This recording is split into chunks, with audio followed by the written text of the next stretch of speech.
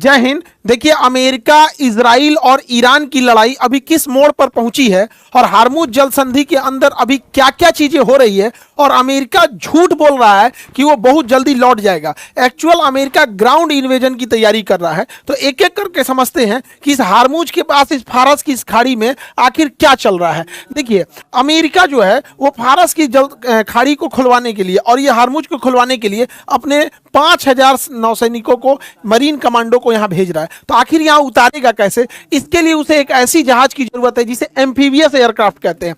ये क्या करते हैं सब? ये एम्फीबियस एयरक्राफ्ट में, जिसमें यूएसएस वास्प है और यूएसएस त्रिपोली है।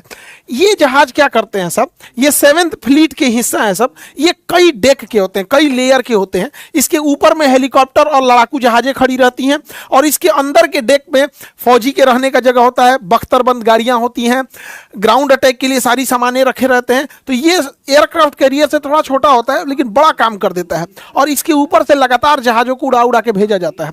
अब जो जहाजों में फ्यूल खत्म हो गया है या मिसाइल भरनी है तो ऊपर नहीं भरते हैं, यहाँ साइड में देखिएगा हैंगर होता है। ये लोग क्या करते हैं, इसको डाउन करते हैं और इसके अंदर वाले रेक में लेके चले जाते हैं। तो जैसे जो उतरा उसको इधर से अंदर भेज देंगे, उसमें सारा सिस्टम लोड होगा, मिसाइल, गोली बारूद, बंदूक, और फिर इसको इधर से ले आके निकाला जाएगा यहाँ पे। तो ये कंटिन्यू फ्लाई कराते रहते हैं। इसके अंदर लगभग 5,000 सैनिक रह सकते हैं। इन 5,000 सैनिकों को लेके एक बार में इसमें चला जाता है। इसमें गाड़ियां, ट्रक्स वगैरह सारी चीजें अपलोड हो जाती हैं, जिससे कि एक युद्ध करने में इन लोगों को आसानी हो। और इन सैनिकों को वहां रहने के लिए, सोने के लिए, उनके आराम करने के लिए, खाना बनाने के लिए मेस रखा जाता है जहां वो खाना पीना बना सके। वहां इंफोटेनमेंट सिस्टम होता है, इनका जॉगिंग के लिए जिम वगैरह सारी व्यवस्था रहते हैं। कोई बीमार पड़ गया तो सबके लिए हॉस्पिटल वगैरह सब रहता है। इसके अंदर क्या होता है? इसके अंदर गाड़ियां होती हैं, टैंक होता है, हवर क्राफ्ट होते हैं। ये सब एम्फीबियस होते हैं जो पानी पे भी चल सकते हैं और जमीन पे भी उतर सकते हैं, और इसी में सेना वगैरह सब रहती है। ऊपर लड़ाकू जहाज और हेलीकॉप्टर रहते हैं। तो ये किसी देश के आगे रुककर मरीन कमांडोज के लिए सबसे बेस्ट जगह प्रोवाइड करता है। अब इसमें समझते हैं, जब इतनी भारी भरकम लाव लश्कर है इसके अंदर, तो इसकी सुरक्षा देना भी जरूरी होता है। तो इसकी सुरक्षा चारों ओर से दिया जाता है।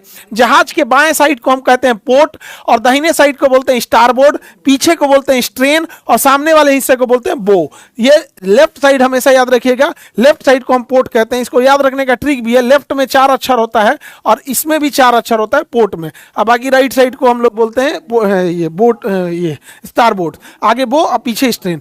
इन चारों ओर से रक्षा करने के लिए इसके कई जगहों पे अलग अलग मिसाइलों की सिस्टम लगी होती है, जिसे हम क्लोज इन वेपन सिस्टम कहते हैं।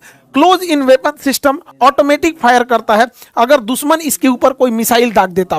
ईरान का कहना है कि आओ, हम इंतजार कर रहे हैं, हम इसी पे मिसाइल मारेंगे।